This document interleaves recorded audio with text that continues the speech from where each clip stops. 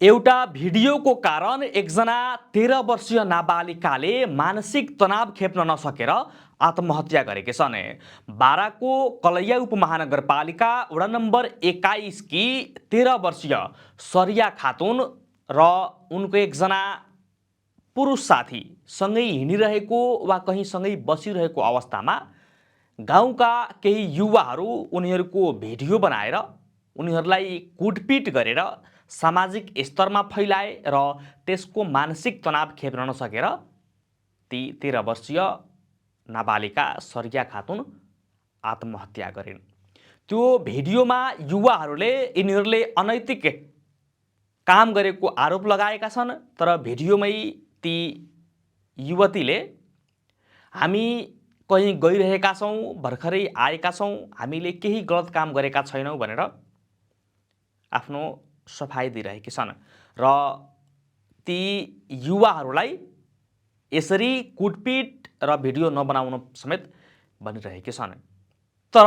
एउटा गम्भीर विषय, यो समाजमा अहिले जसले पनि जहाँको पनि भिडियो सामान्य तरिकाले रेकर्ड गरेर सुट गरेर सामाजिक सञ्जालमा पोस्ट गर्ने एउटा ट्रेन्ड नै बढेको छ। तर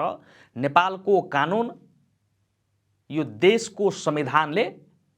कुनै पनि व्यक्तिलाई बिना अधिकार कसैको पनि प्राइभेट लाइफको भिडियो रेकर्ड गर्न अनुमति दिएको छैन। होला ती युवा युवती, नाबालक नाबालिका कहीँ गएका होलान्, कहीँ बसिरहेकै होलान्, तर त्यसको अर्थ कसैले पनि भिडियो रेकर्ड गरेर सामाजिक सञ्जालमा हाल्छ